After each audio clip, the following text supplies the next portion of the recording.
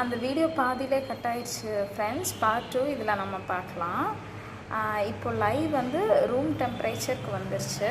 இது நான் வந்து ஃபில்டர் பண்ணி இன்ஃப்யூஸ் பண்ண ஆயிலில், குப்பைமேனி பவுடர் இன்ஃப்யூஸ் பண்ண ஆயிலில் ஊற்ற போகிறேன். இது ஆல்ரெடி ஆயிலில் இன்ஃப்யூஸ் ஸ்ட்ரெயின் பண்ணனால ஸ்ட்ரெயினர் இப்படி இருக்குது, அதெல்லாம் மைண்ட் பண்ணாதீங்க. ஓகே, இப்போ நான் வந்து இது ரூம் டெம்பரேச்சருக்கு வந்துச்சு. அந்த பால் மாதிரி இருக்க கன்சிஸ்டன்சி போய் இது ஒரு மாதிரி தண்ணி மாதிரி இருக்கும் ரூம் டெம்பரேச்சர் வந்ததுனால. எதுக்காக நம்ம ஸ்ட்ரெயின் பண்ணுறோம்னா, அந்த காஸ்டிக் சோடா வந்து நம்ம லையாக மாற்றும் போது வாட்டரோட மிக்ஸ் ஆகாமல் கொஞ்சம் ஏதாவது அந்த காஸ்டிக் சோடா அப்படியே கரையாமல் இருந்துச்சுன்னா அது நம்ம ஸ்கின்ல பட்டால் அது ரொம்ப ஹார்ம்ஃபுல். அதனால் நம்ம வந்து ஸ்டெயின் பண்ணி எடுத்துக்கிறோம்.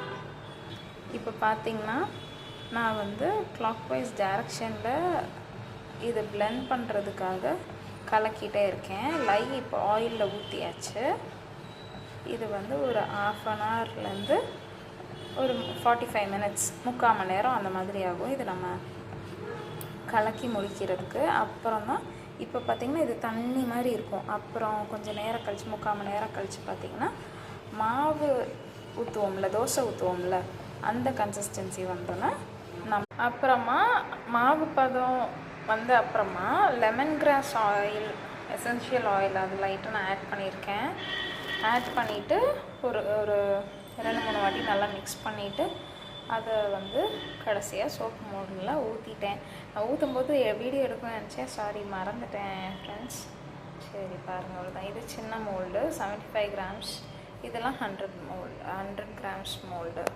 சரிங்களா? இது வந்து டெம்பரேச்சர் பொறுத்து செட் ஆகிடும். ஒரு 1 டேயில் நல்லா ஹார்டாகிடும். இப்போ வந்து சாஃப்டாக தான் இருக்கும். சரிங்களா? ஓகே, அப்புறம் ஒரு 30 to 40 days கியூரிங் வச்சுட்டு நம்ம அப்புறமேட்டு எடுத்துக்கலாம். உங்களுக்கு இந்த சோப்ஸ்லாம் வேணும்னா நீங்கள் இது மாதிரி செஞ்சு பார்க்கலாம். அதே இது வேணும்னா என்னோடய வாட்ஸ்அப் நம்பர் நான் டிஸ்கிரிப்ஷனில் போட்டிருக்கேன், அதில் வந்து நீங்கள் காண்டாக்ட் பண்ணலாம். தேங்க்யூ. இதெல்லாம் ஆல்ரெடி நான் செஞ்சு வச்சுருந்த சோப்பு. இது ஆல்ரெடி செஞ்சு இப்போ கியூரிங்கில் இருக்குது. இதுவும் குப்பைமேனி சோப் தான். உங்களுக்கு வேணும்னா பப்பாயா சோப்பு, குப்பைமேனி, ரோஸ் பெட்டல்ஸு, செம்பருத்தி, ஆவாரம் பூ எல்லாமே இருக்குது. வெட்டி வேறு, சந்தனம், என்ன சோப் வேணும்னாலும் நீங்கள் காண்டாக்ட் பண்ணுங்கள். உங்களுக்கு வந்து என்ன கலர்ஸ்லாம் எதுவும் நம்ம ஆட் பண்ணுறதில்ல. ஏன்னா கலர்ஸ் ஆட் பண்ணோம்னா